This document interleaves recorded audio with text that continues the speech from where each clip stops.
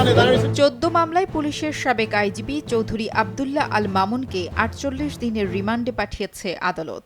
এছাড়া আরও 3টি মামলায় গ্রেপ্তার দেখানো হয়েছে তাকে। বৈষম্যবিরোধী ছাত্র আন্দোলনকে কেন্দ্র করে রাজধানীর যাত্রাবাড়ী ও নিউ মার্কেট থানায় করা মামলায় একসাথে তাকে 48 দিনের রিমান্ডে পাঠানো হয়। মঙ্গলবার ঢাকার মেট্রোপলিটন ম্যাজিস্ট্রেট শাহিন রেজার আদালত এ রিমান্ড মঞ্জুর করেন।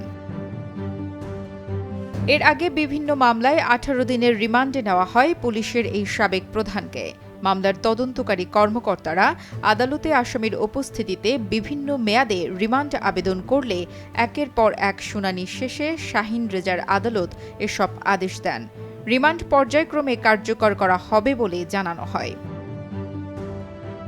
একজন ব্যক্তির বিরুদ্ধে একাধিক মামলা ও রিমান্ড দেওয়ায় আব্দুল্লাহ আল মামুনের আইনজীবী জসিমউদ্দিন সরকার জানান, বিষয়টি আইনের পরিপন্থী।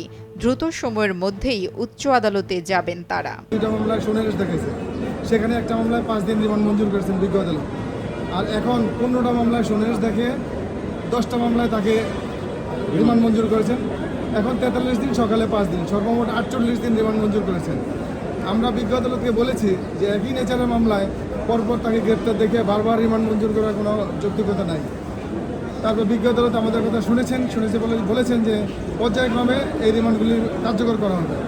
আমরা বিজ্ঞ আদালতের আদেশে সংক্ষুব্ধ। আমরা এর বিরুদ্ধে উচ্চ আদালতে যাব। আশা করি আমরা নিশ্চয়ই উচ্চ আদালতের একটা ভালো ফলাফল পাবো।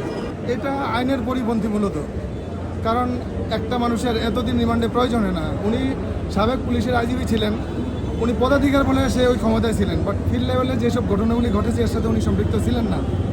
আমরা বিজ্ঞ আদালতকে বলেছি যে ঢাকা শহরটা একটা বিভাগীয় শহর, এখানে ডিসি আছে, কমিশনার আছে, থানার ওসি আছে, এসি আছে, যার যার এলাকায় সে তার নির্দেশে পরিচালনা হয়।